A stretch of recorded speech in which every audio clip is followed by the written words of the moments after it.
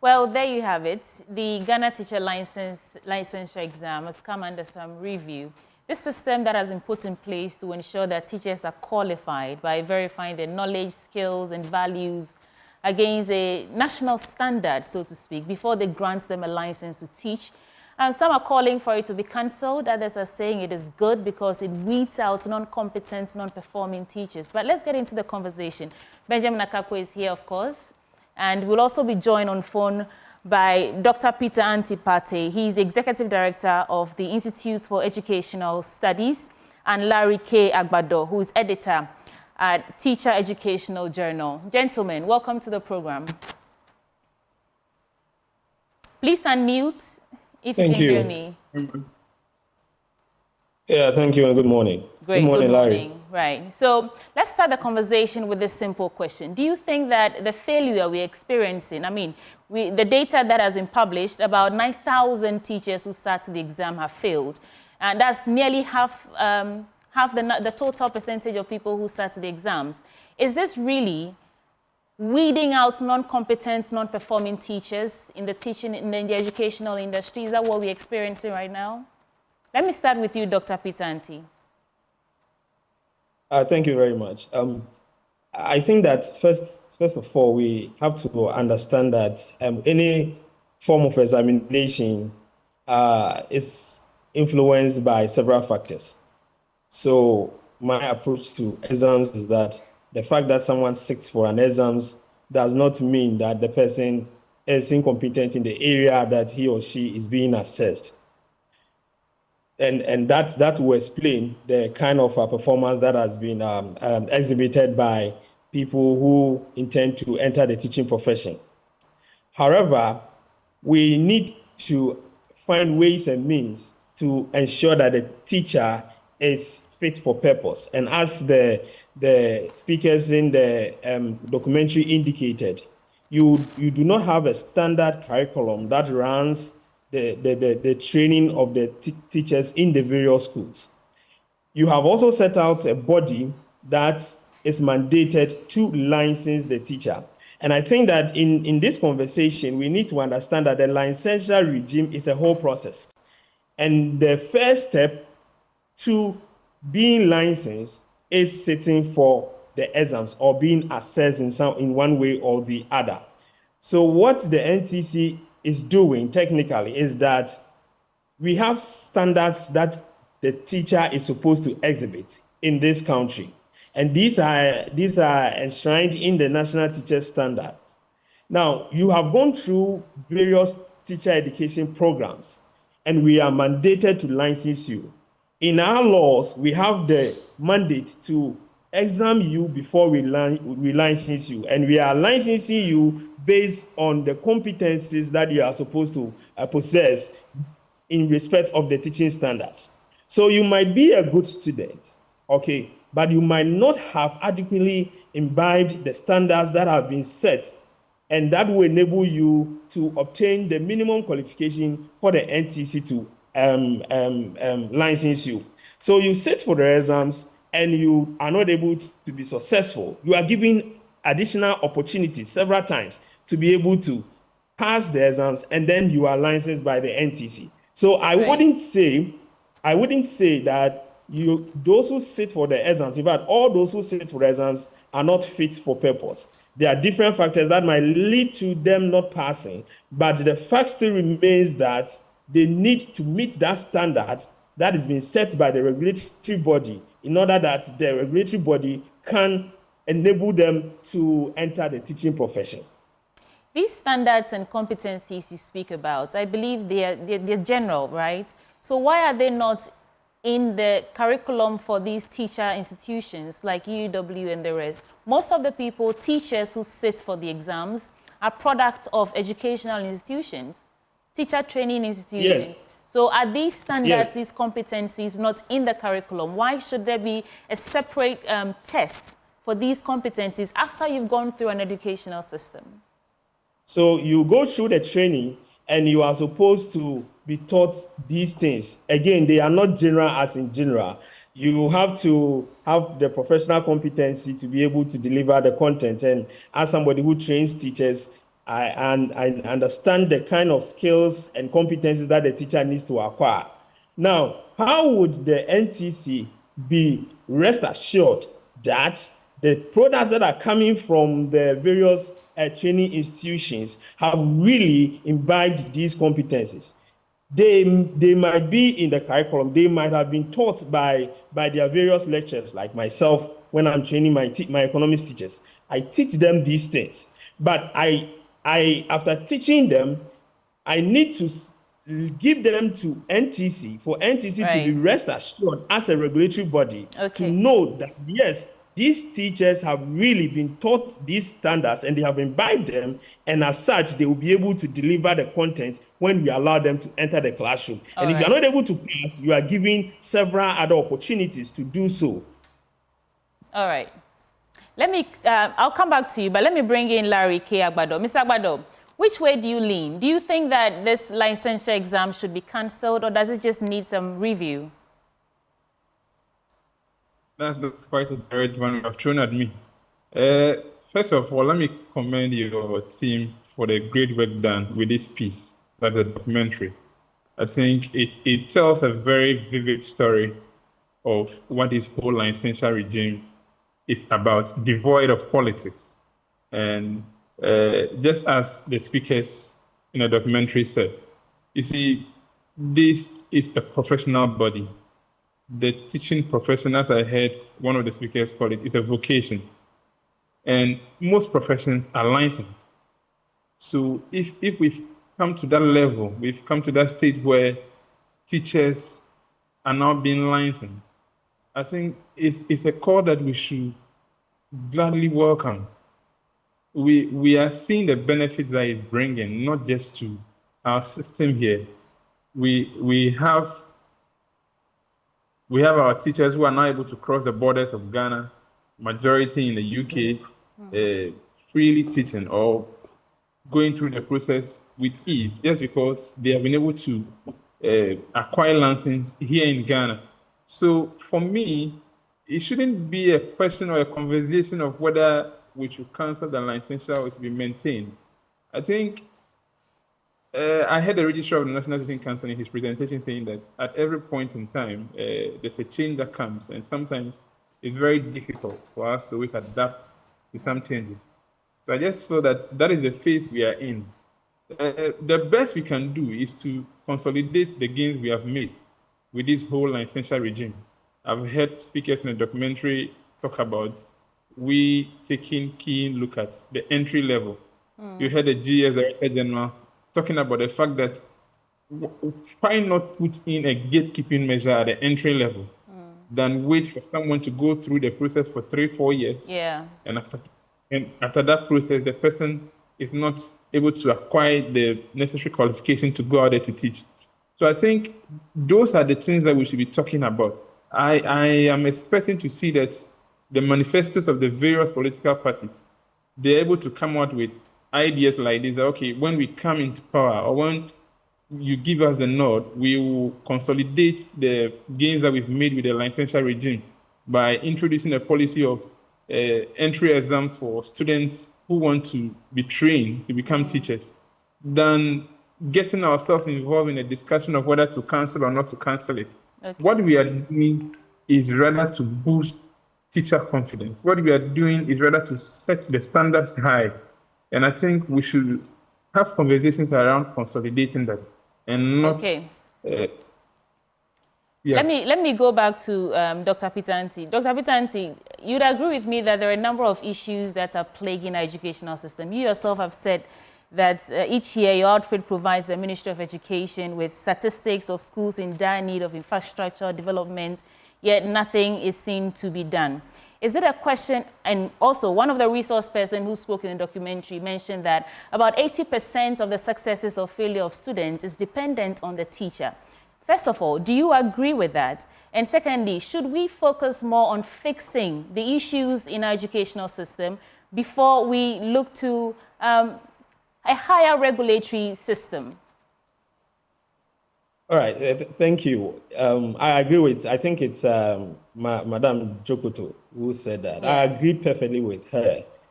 the whole education system hinges on the teacher. And that is why some of us, we get disappointed the way teachers are being treated in this country. When the teacher has got a sound mind, when the teacher has got the requisite skills and competencies, and the teacher is well motivated, the education system is in good hands because the teacher leads the process of delivering quality education. And in this time, especially when we are talking about the teachers being facilitators, you cannot give what you don't have. Okay, so at each point in the education of the child, the quality of the teacher is very important. And that is why we should not downplay this discussion at all. We should not find ways and means to get anybody at all to enter the teaching profession as it used to be. Now, in the education, we call it an education system. System means that there are various parts that comes together to play a certain role. And you cannot touch one part and leave the other part. So in dealing with the problems in the education sector, one of the things that we need to pay attention to is the teacher quality. Once we fixing the teacher quality, we should continue to find ways to provide the resources for the schools. We should strengthen the supervision and monitoring system of our schools. We should continue to provide the students a conducive environment where teaching and learning will take place. So I would not suggest this or say that we should focus on addressing the infrastructural challenges in our schools, and then when we deal with that, we come and look at the teacher. By the time we finish, a whole generation of students might have gone through the hands of teachers that are not well trained to deliver education to our children. And that is why in dealing with educational issues, you don't pick them one after the other. You touch them simultaneously. At the same time, so that as you improve on the curricula, you are also improving on the teacher quality. You are improving on providing infrastructure for the schools and the education system. And at the same time, you're also motivating the teacher and giving the teacher the requisite remuneration that would make him feel good in delivering the mandate that is being given. All right. Well, hold for me, gentlemen. Let me also bring into the conversation this morning Rose Blankson. She is a former head teacher and now assistant registrar, University of Cape Coast. Rose, good morning. Thank you for joining the conversation. Good morning, and thank you so much for having me. Good morning to the cherished listeners. I will start off the top with you. What for you is the relevance of this teacher licensure exam? And looking at the number of failures year in and out, it's been about 5 years. Has it fulfilled its purpose? It's quite a tricky one. Personally, I have issues with the licensure. You do? I do. Why? I was fortunate to have been trained by the Our Lady of Apostles teachers, sisters, that's Ola Training College in Cape Coast. Oh, okay. Between 1995 and 1998, I was a student of that training college. And if the curriculum prescribed by the then Ghana Education Service, which was used in training us in the training colleges, after which I got trained by the University of Cape Coast, and then got trained again by the University of Cape Coast still to stay in the classroom to be a teacher, then I really, really don't see the need for this licensure. Because the training we are given in the training colleges exposes us, gets us ready, adequately prepared to be teachers. In the training colleges, where now we call them colleges of education, where they are now doing degree programs. At our time, it was certificate A. Then it came to diploma, and now it's degree. We do curriculum studies. We do psychology, history of education, and the core programs that we go out to teach, such as mathematics, science, agricultural science, literature, English, French, and all the other subjects. So to me, the teacher having gone through training college or college of education has been prepared adequately enough to go out there and teach. Then with time, we need to give them in-service training, on-the-job training, enhancement trainings, and all that. Because sincerely, I feel this licensure, for want of a better expression, a lazy man's approach at kicking some individuals out of the classroom when we, as a nation, have failed to provide the requisite material, the requisite infrastructure, the requisite support that the teacher needs, that the child needs to he or she is being taught. For me, this licensure, we are, you see, it appears we are now as Ghanaians just carrying things wholesale from wherever. Whatever we read, we go out there, we pick things, and then instead of analyzing, assessing the methodologies out there, comparing them to our situation and situating them appropriately, we just go and pick things and bring them here. Yes, in the UK, before you become a teacher, even in the nursery school, there is a licensure exam that you have to write. You must have a certain prerequisite qualification to qualify you to teach in the UK or in the United States.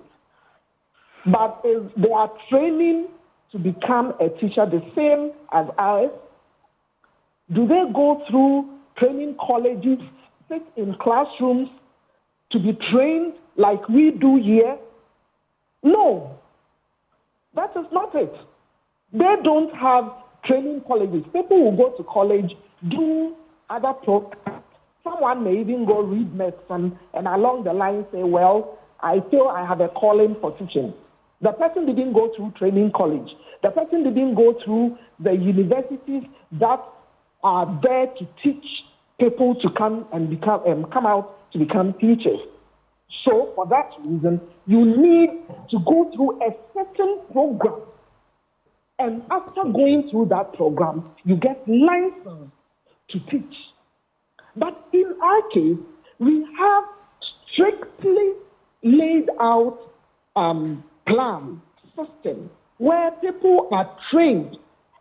So before you come out to be a teacher in Ghana, I mean, even in the 2000s, if you go to Legon, University of Ghana, Legon, for example, and you come out as a first degree holder, you don't qualify as a teacher.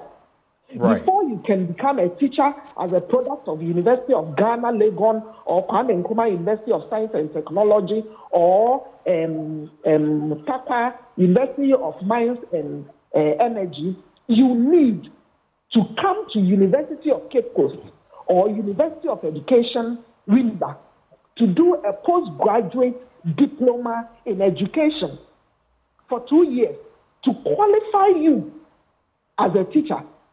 Why was that the case? Because at that point, you will be taught the things you need to qualify you to be in a classroom.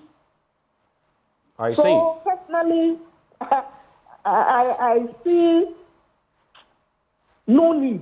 And even the questions, I didn't write the licensure. Maybe fortunately or unfortunately, at the time this licensure brouhaha started, I was a head teacher. I had left the classroom and I was heading a school. So I didn't really see the need to go and write any licensure. But I had the opportunity to see some of the questions. And I honestly don't think, after going through training colleges, we need this, to make a teacher who he or she is. Rose, so a quick one. I'll put your thoughts to our other two guests to reflect. But coming back to you, Rose, I just want your thoughts on this. So you feel that on the basis of the questions you've seen, you don't feel they are apt, and so once you go through training college, these should be good enough for you? You, for example, didn't go through that process. I don't know how it would feel if today you had been told you had to take the teacher licensure exams. But don't you think that with the passage of time, these licensure exams are fit for purpose currently? Because what applied then is not what necessarily has applied before the coming into, working of the licensure exams. Don't you think it has some usefulness? For example, some other parts of the world, the UK and others, are taking our teachers, and that's maybe a negative, easily now because they have the teacher licensure exam to fall on. What do you think? So could it be that it's an intentional activity to get our teachers travel out? I wouldn't say so. We are doing, like, our nurses go out there because they do licensures. They have, after qualifying from the nursing training college, they have to write for their licenses. Our medical doctors do same. So is it, how we call it, now there is something about exploitation of human resource. I've forgotten the term they give. Personally, if the things we are doing in the training college, and I'm being in UCC, I'm privy to the training we are giving to teachers before they come out as teachers. And our teachers from training colleges, sorry, I keep using training college, forgive me, because I went through training college. Yes, I guess from it's colleges of education. Colleges of education, right. Yes. Our teachers trained by the colleges of education, trained by the universities, so accredited to train teachers, come out. To me, I feel they are qualified enough. And unless, someone who wants to travel outside, if someone wants to travel outside, then the license becomes useful and makes it easier. And even that, when they go to the UK, they go to the US, they still write their required license exams. It's not a done deal. Yes, it makes it easy for them to migrate. But at the end of it, I personally feel that these licensures should be targeted at individuals who don't go through the formal teacher training education, be it in the universities, like University of Education, UNIVA, our premier university, I call it premier first in Ghana, best in Ghana, UCC, and then the various colleges of education in Ghana. If people did not have that opportunity, and we have individuals who never had the opportunity to go through these training, through these colleges of education, through these universities, SHS graduates who are okay and are teaching in some mostly private schools could be given some sort of training, some training, and then at the end of the day, they write that licensure exam. Because I think someone who has come out of training college already has the license to teach. I remember when I qualified for the training college and came out first, my community, Obakroa, MA, at that time it was a district council, so DC primary school. And then the children would be misbehaving, and I'll tell them, look, I have been given license to discipline, so I have my license. You get it? We saw our certificate as licenses. Right. All right, Madam Rose, so I can appreciate your assertions about how if you come out from the training colleges of education, then you're already qualified. But let's look at something about this licensure exam, which is subject to renewal every 3 years. And if you're a teacher and your students keep failing WASSCE and BECE, your license will not be renewed until you sit for the exam again. That bit, or for example, I went to University of Education whenever my first degree is in English language education. So I have, some sort of foundation for that. But if I decided to go and teach today, I don't think that just walking into the classroom and teaching what I know reading from books is enough. So my question to you is, this renewal, don't you think that it actually helps to ensure that teachers are constantly kept on their toes? And if your students are not performing well in the BECE and WASSCEs, then it's time for you to reassess your strategies and knowledge base? I don't think so. Why is that? I think that it is we as a state, institutions responsible for getting the teacher to give of their best, for getting the students, the learners to give of their best, approaching our responsibility in a lazy manner. How do we streamline and ensure that that is done? Let me finish. All right. Hold on, let me finish. If a student fails BECE or SHSE, WASI, West African Senior Certificate Examination, if a student fails, from your question, it appears we want to put it squarely at the doorstep of the teacher. We want not to blame entirely. it wholly on the teacher. By withholding a teacher's certificate, that license, as if a teacher doesn't have a successful result in succession for 3 years, the teacher will have to resit. For me, we are punishing the teacher needlessly. Before I joined the conversation, I heard someone talking about infrastructure and all of that. What have we put in? Have we started to ask ourselves, why is it that children in private schools, even private schools where most of our teachers there are not trained, and I'm talking about the basic level, the children go and write BEC and they excel. But in our public schools, our children write exams and they don't do they don't do well the way we expect them to do. Have we thought about it? All right. Do you know that children from JHS, public JHS, when they get to senior high school, they perform better than their counterparts from public schools? All right, Mary.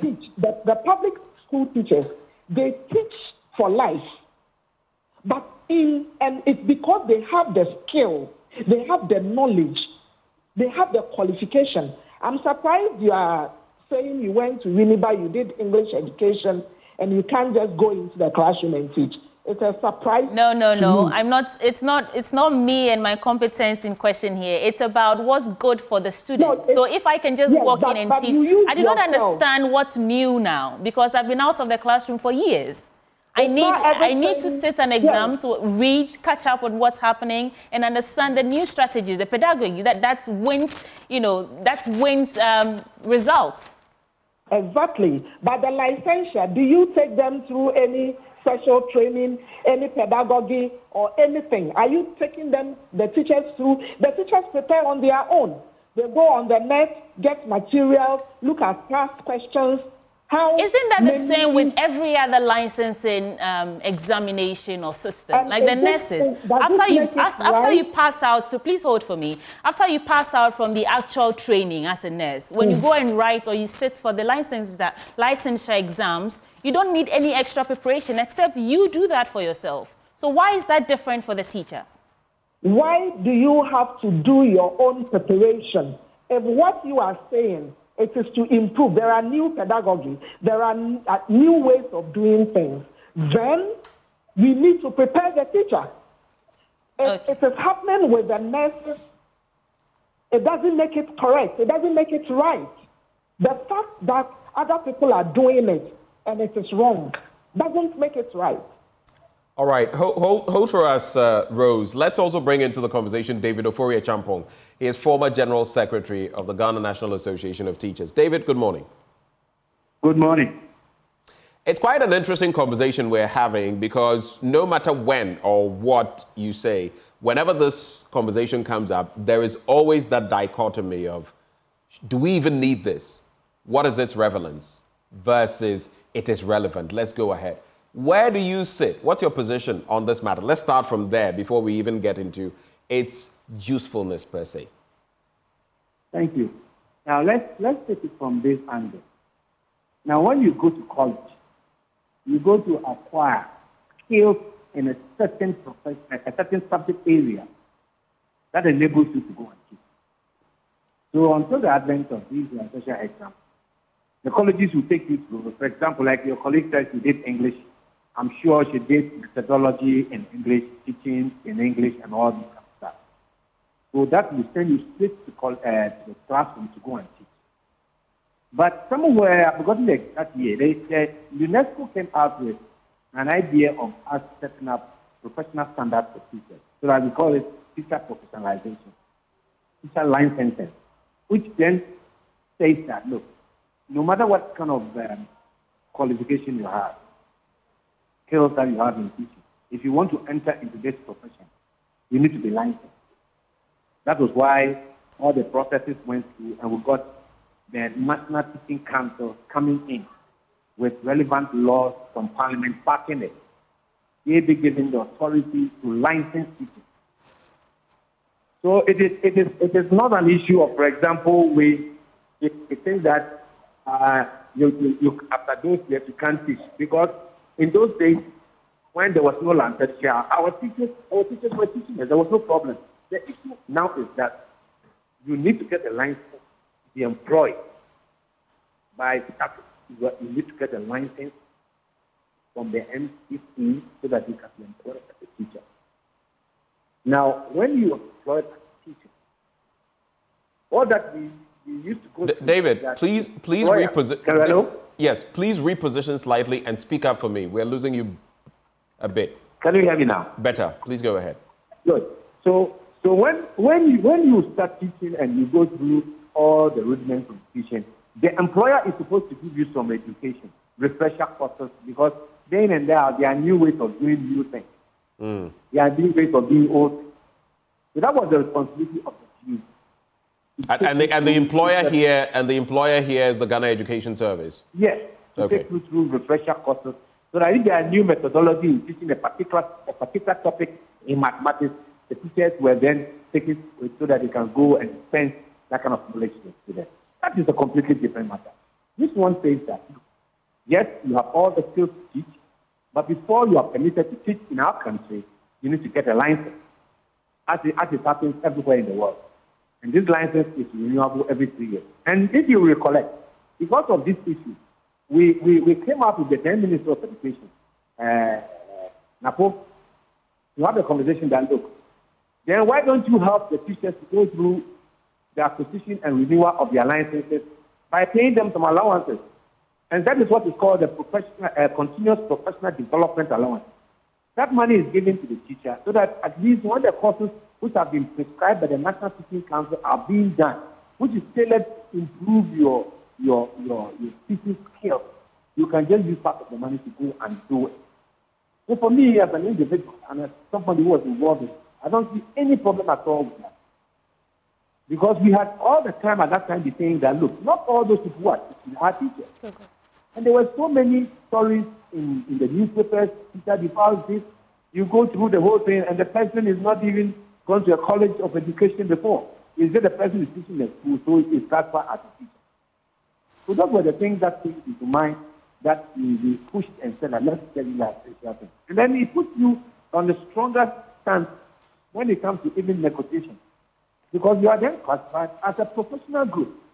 Right. I mean, and she made the point. Rose made the point. For example, for those, you see, this is a double-edged sword, because while some may say it is giving them some certification and giving them a basis to do what they do, we also know that on the back of that, you know, the droves of teachers that have left the shores of Ghana, maybe more now because of this certification. So it's a blessing, and some say a curse as well. But hold for me. Rose has mentioned as well that in her time, they didn't need to do this, but they had the quality. In this instance, they are getting certification from here, but when they travel to the Americas and the UKs and the rest, they still have to take exams there to get further certification. So you may get your foot in because of this, but it's not sealed, signed, and delivered. How do you respond to that? So far as I'm concerned, that is not a fact. It is not? Because no, it's not a fact. In those days when we had not introduced the teacher licensure, anybody who left Ghana to, let's say, United Kingdom and wanted to engage in their education system, you had to take an exam to qualify. Fast forward, 10 years later, it has shifted. Just the government has Don't go to that extent again. You don't do that again. So it's cannot be true because that one is considered as good. To go through the process of licensing, but you need to make sure that you have a license before you can practice. So it is not true that you have to go and do any course there. No, you go there with an English certificate. You're going to teach English language. You support it with your teacher licensing a card or whatever. Then you're ready to go. You can ask anybody who has gone to UK over the last 3, 4, 5 years, and he will tell you that if I went as a teacher, I didn't need to go and do any other exam again, because the licensing that is being done by NTC is recognized by the educational authorities in the UK. I see. Interesting dynamics. I don't know. I think we should pick the reactions of Dr. Auntie and Larry on what is the banter that has gone on so far. I know that they lean more towards having the licensure exams, but I want some clarity. I'll start with you, Dr. Auntie. Are you also in the know that even after these licensure exams, when our teachers travel abroad, for example, in some countries, as specified by Rose, they may have to get further certification to guarantee their progress? And what do you make of the points she makes in terms of the licensure exam not exactly making any impact? What's your take, Dr. Auntie? And I'll pose that same question to Larry. Dr. Auntie, I'll start with you. Yeah, all right. Thank you. I'm a little bit disappointed this morning because this is a profession that we are all in, and if it is good for the nurse, it is good for the lawyer, if it is good for the other professions, the engineer, why should we have a problem? But Rose had a problem with that being applied to the nurses in the first place. Yes, but that is what is being practiced since time immemorial. You go to the Midwifery Council's website, this is there, they write exams. They also go through 4 years of training or 3 years of training. They they go through the various curricula, various courses. But there is a body set up to ensure that the people entering the profession have the requisite standards that have been set for the profession. And that is what we do for all professions. Why should the teacher be different? That is the question I keep asking myself. Why should the teacher be different? The teacher who is at the center of the delivery of education, when he is held up to higher standards, then we have teachers coming back to fight against this system. Does that make sense to any of us? That the teacher who is at the center of the delivery of quality education, when that teacher is held up to higher standards, that teacher is supposed to go through certain processes to professionalize the profession. We, the teachers on the field, come back to fight this system. Why? Why would we do that? Let me answer your question. If you go to the UK, now you can just Google and check. UK, you have to get the QTS, the Qualified Teacher Status. There are various processes that you go through. I think that she has to, or anybody who thinks that is the case, should check the website of the UK Qualified Teacher Status processes. And it is clear there that if you have a license from a recognized institution and you are coming from a country that they have certain kinds of collaborations with, in terms of, for example, the NTC is part of the African teacher regulatory bodies. If you are part of such an organization, you are. Hello, Dr. Auntie. You just apply, and then you are giving your QTS. You just apply. Hello? Yes, we can hear you. Go ahead. You just apply, and you are giving your QTS. That's the same thing with even Australia, where most of the teaching models that we study in the schools were developed. Okay, so I think that we need to understand the process. Again, let's do a little education. But Dr. Peter, sorry to interject. While you are doing the clarification and the education, I'd like you to paint or give us more clarity on the difference between a certification, which I think is just an examination you pass and then you can perform a particular task, and licensing, which is regulated by a board, a professional board, to ensure that whoever enters that profession is qualified, has the necessary skills and knowledge and values to perform that task in that profession. So in education, I'd like you to clarify whether this licensure examination is a license for a professional body or it's a certification just to teach. Exactly. So if you come to the University of Cape Coast, we have those who do become. They are trained to be accountants. Okay. Now, when you finish and you want to belong to the professional body of accountants, you can't just say that I did become, I had first class, my GPA is 4.0, so I am now a professional accountant. No, you go and then you sit, you are exempted in certain papers, but you sit for exams, write certain papers, and then the profession inducts you into the profession. The professional body would induct you into the profession. That is the same thing that the teachers that's the same thing that has been introduced for the teachers. So I did BEd Social Science, a course major.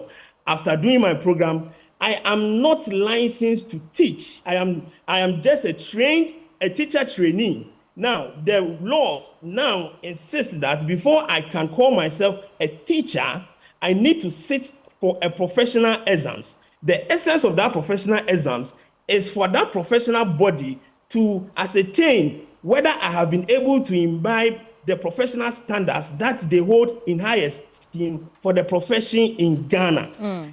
And that is the first stage into you being called into the teaching profession. So you write the exams, you are given a provisional license, you are put under a mentor for 1 year. After that process, if you qualify, if you show signs and if you fit the other requirements that have been given to you, you build your portfolio, you are studied throughout this 1 year period. When the body is satisfied with what you have gone through, then the body comes back and give you a permanent license, which is renewal for 2 years. Within that 2 years, you are supposed to continuously update your knowledge so that you'll be able to deliver the content as it goes on. And those of us in education, we know that a lot of learning models and learning methods evolves. They come in every now and then. You cannot say you are a teacher and be opposed to a process that is laid down to professionalize the profession. I'm so disappointed this morning, seriously. All right, I see Mr. Agbado nodding his head. You have a lot to say. You can come in now. What are your thoughts? It's quite unfortunate the assertions that were made by Madam Rose. So, gentlemen, let's do this. Let's not attack personalities, or you can espouse your thoughts without necessarily denigrating hers. These are her thoughts. She's been a teacher, been a head teacher, become an assisting registrar at the University of Cape Coast. These are her thoughts. So you may differ in opinion, but just couch it in that sense. So let's not personalize it. Please go ahead. Appreciates the concerns that she has raised. But I feel that she's probably not abreast with the current system that we are operating. She's not abreast with the current system that we are operating. The curriculum that was used in training her at the time she attended College of Education, I'm not sure it's the same curriculum we are using today. When you go to all these training institutions that are training teachers, the universities and the colleges, they have this document called the National Teacher Standards. I have to search for this right now, the National Teacher Standards. Now, these standards contain 3 key areas: professional values and attitudes, professional knowledge, and professional practice. Now, in the course of training of teachers, be it in the college or in the university, trainees are taken through these documents, the content of it. They are taken through it. And basically, the license exams is conducted around this document. So you are tested to know whether this document that was developed to let you as a trainee or a teacher have knowledge on these 3 key areas. That is the professional values and attitudes, professional knowledge, and professional practice. At least you have much knowledge on this. So for Madam Rose to say that at her time, the curriculum that was used, the best was produced, and now let's accept that as we grow, reforms take place. She mentioned that the colleges are now doing degrees. At her time, I'm sure they were probably doing these certificate courses or even diploma, because the degree was just rolled out about 4 or 5 years ago. Right. So it's completely different from how she's seeing it. I heard Abochi mentioned or talk about the fact that you studied English at the University of Education, Winneba. You are currently in the media space. So let's say today you want to go back to the classroom. So you can just go and then start teaching any class without any standard being measured as to whether you still have the requisite knowledge and skills to be able to teach or impact learners. No.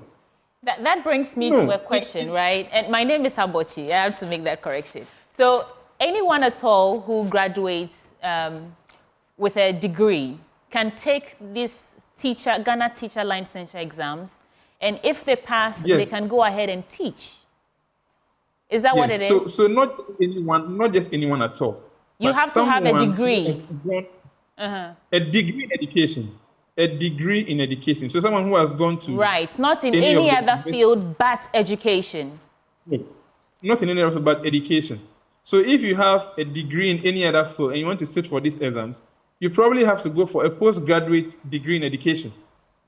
But if you don't have any degree or any qualification in education, you don't qualify to sit for these exams. But you see this helps me appreciate Madam Rose's point that if you have a degree in education, it means you have the foundation, you have enough ample knowledge to be able to teach. Are you able to reconcile her point with the clarification you just made? So if you have gone through training in the university, in education, and you have been tested on the national teacher standards, and upon completion, the regulatory body says that, okay, we want to test your knowledge on these standards to see how you have been able to get a good understanding of it, and you're not able to satisfy those requirements. It's just best that you probably come back again to write it. When you pass it, then you go through. Larry, let me ask you a question. I am of the opinion that all of you from different, even rows, have a point in this matter. Look, for example, at the law school system in Ghana.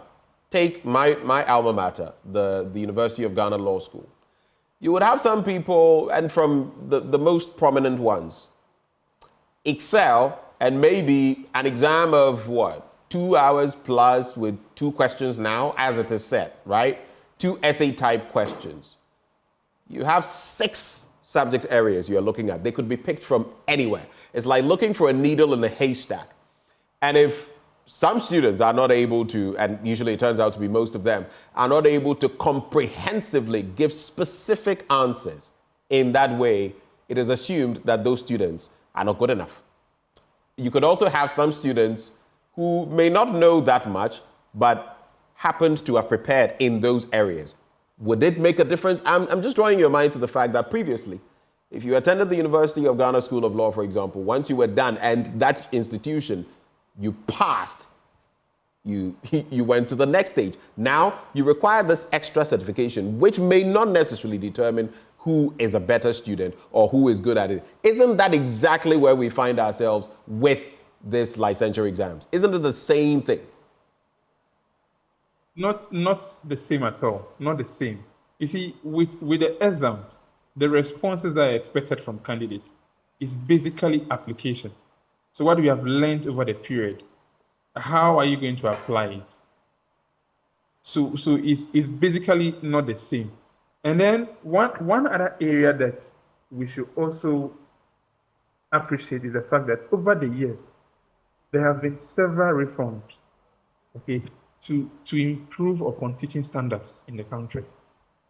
And the best we can do is to appreciate where we have come from. I'm sure during Madam Rose's time, we had entrance exams or interview in place that before you are even admitted into the College of Education, it was then called teacher training colleges. Mm-hmm. You go through an interview process. The speakers who spoke in the documentary, you heard one of them, Professor Eric Anani, made mention of the fact that now you have students who come to the colleges with very good grades. And we've had these concerns on several discussions on your platform. They come to the colleges with very good grades, A1s and the B2s and the rest. But their first semester results, their second semester results, do not really match with what they came in with. So, and how do you address those concerns? In some cases, you find that this caliber of people, they go through the process. They still find their way to go through the process through the 3-year training or the 4 years training and still come out successfully. Now, we have a gatekeeping measure at the end that is able to see the best to go to the classrooms to teach. And we have a problem with that. If I fail the license exams, that doesn't mean that I am like that's the end of me and I can't teach again. No. I get that. Okay, so Larry, I think your point is made. Let me throw that same bit just briefly from another angle to Dr. Anti, and then we'll move to the other guests as well. What then does that say? I keep going back to this point. If the licensure exams are so apt, and if so many thousands keep failing, where is the problem? Is the problem with the products coming from these colleges of education, which would then point to one part of the problem? Or is it the licensure exam, which in trying to practicalize maybe is not doing something right? Or is it with both, Dr. Anti? Okay, so I think on the onset, I indicated that there are a lot of factors that affect students' performance in an exams. And me especially, I believe that if the student sits an exam and the student is not able to make it, it doesn't mean that the student doesn't have any knowledge in any area. And that is the basis of my training. It means that maybe the student didn't prepare well. It means that maybe the questions were above the student's ability. It could be that during that period of the exams, the student got himself or herself into a situation that made him or her psychologically or emotionally unable to remember whatever he or she has learned. So exams, as it stands now, cannot always be used to measure the capabilities and abilities of students, and that is that position that I take. The point is that we have a body that is supposed to license teachers, and that is why I keep saying that we should understand the process. The whole thing is a licensure regime. We have a body that is supposed to license teachers. In the law establishing that particular body, they say that the first step into your licensure process is to sit and write the exam. What you do as a student or somebody who wants to enter the profession is to prepare adequately and sit and pass the exam so that you can move to the other processes, or you can go to the other processes leading to you finally being permanently licensed. All right. If you sit for that exam and you're not able to do it due to the numerous reasons why you couldn't pass, you go and prepare and come back and write. It doesn't mean that the process set is faulty or it is not relevant. It doesn't also mean that you, as the individual who sat for the exams, you are not capable.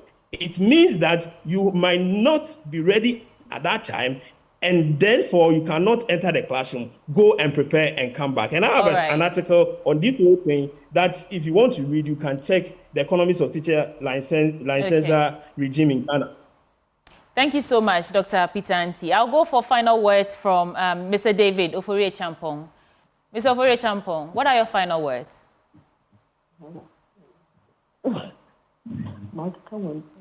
Please speak up. We can't hear anything. Is Madam Rose Blankson on the line with us still? Yes, I am. I'm still here. Please, what are your final words? We're wrapping up. Okay, so my final words are that I want to first correct some erroneous impressions created. I made assessments of my time, the diploma stage, and the degree stage of college education.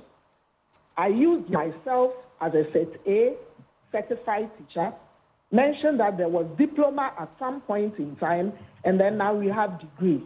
And things have evolved. But the fact that we have evolved does not mean that the training of teachers in the various institutions have changed. They have also evolved and improved. And I feel that, yes, we do not need the license to qualify a teacher who has so trained to be a teacher to go into the classroom. I see it as a way of delaying employing teachers. Those days, the best place for a not too well-to-do person who is academically inclined, who has the passion and the love to teach and impart knowledge, is to go to a training college. Now you even go to a training college, and with this licensure, someone will go through training, education, teacher training, and at the end of the day, the guaranteed job is not there. Like it started happening to nurses. I see it as a trick. That is how I see it.